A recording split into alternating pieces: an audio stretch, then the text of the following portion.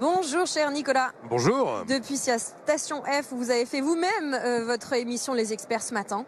Absolument. C'était bien? Oui, c'était très bien. Un mot. On a fait, pardon? Un mot en résumé. Alors, on a essayé de se demander à quoi ressemblait le monde des mois qui viennent, compte tenu des évolutions d'élasticité ou de non-élasticité entre les monnaies et les budgets.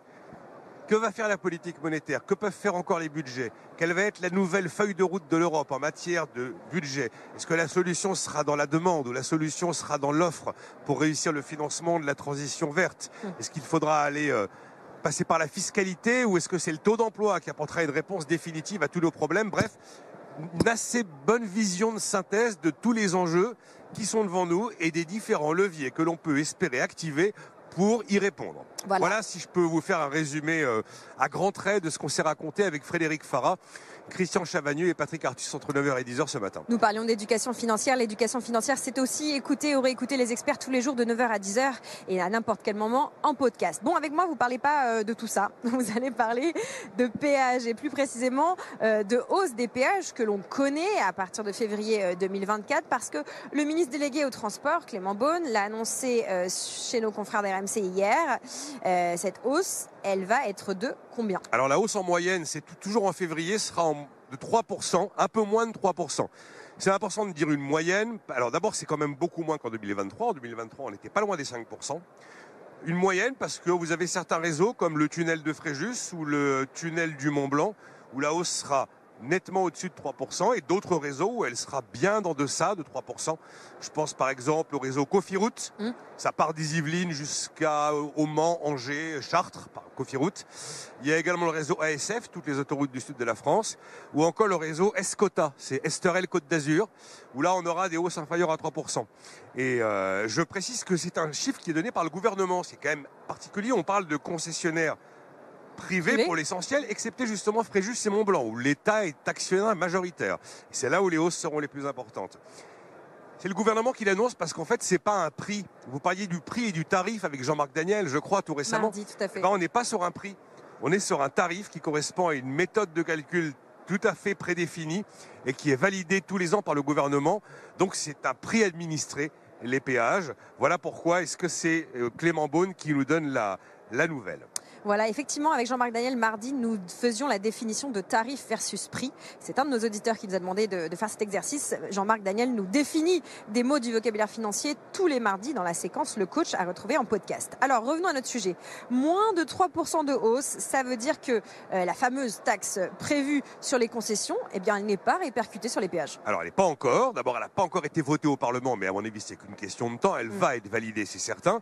Alors, cette taxe, elle a été prévue sur les infrastructures de transport. Donc, les aéroports qui ont clairement indiqué qu'à l'arrivée, ça finirait dans le prix du billet d'avion payé par le consommateur qui prend l'avion. Après, il y a la question de savoir si elle va se retrouver dans le prix des péages pour la partie qui va concerner directement les concessions d'autoroute. Tout dépend, enfin tout est inscrit dans l'article 32 des contrats de concession. L'article 32 prévoit que si une fiscalité spécifique est mise en place, taillée sur mesure pour les sociétés d'autoroute, on considère que dans ces cas-là, il y a mécaniquement une répercussion sur le prix des péages ou alors un allongement de la durée des concessions pour dédommager les concessionnaires. Alors les concessionnaires d'autoroute, ils disent, attendez, ok, elle ne taxe pas que les autoroutes, mais enfin c'est nous qui allons payer 3/4 de la recette, 3/4 des 600 millions d'euros attendus. Objectivement, il ne faut pas se moquer du monde, bien sûr qu'elle a été taillée sur mesure pour les autoroutes. Et vous avez le gouvernement qui dit, mais pas du tout, puisque justement on a décidé d'élargir à plusieurs infrastructures de transport, y compris les aéroports, donc on ne peut pas considérer que c'est une taxe autoroute. Donc pour 2024, le sujet n'est pas tranché, il n'y aura pas de répercussions. En 2024, mais la messe n'est pas dite, Lorraine. Vous allez nous annoncer un retour de flamme sur les péages pour 2025 ? C'est absolument évident. Vinci a déjà dit que s'il y avait une taxe, c'était plus 5% d'emblée sur les péages. Le Parisien a fait une simulation ce matin considérant qu'on sera à peu près à plus 6% en février 2025, c'est-à-dire 2 fois plus, enfin une hausse 2 fois supérieure à celle à laquelle on va assister en 2024. Et on va entrer dans un bras de fer juridique, c'est évident, entre les concessionnaires et le gouvernement. C'est à tous les coups la même chose. À tous les coups, ce sont les concessionnaires qui gagnent. Souvenez-vous 2015, Ségolène Royal Ah, je vais geler les péages. Très bien, elle gèle les péages en 2015. On dégèle. Tout ce qui avait été gelé a été rattrapé à la suite du dégel.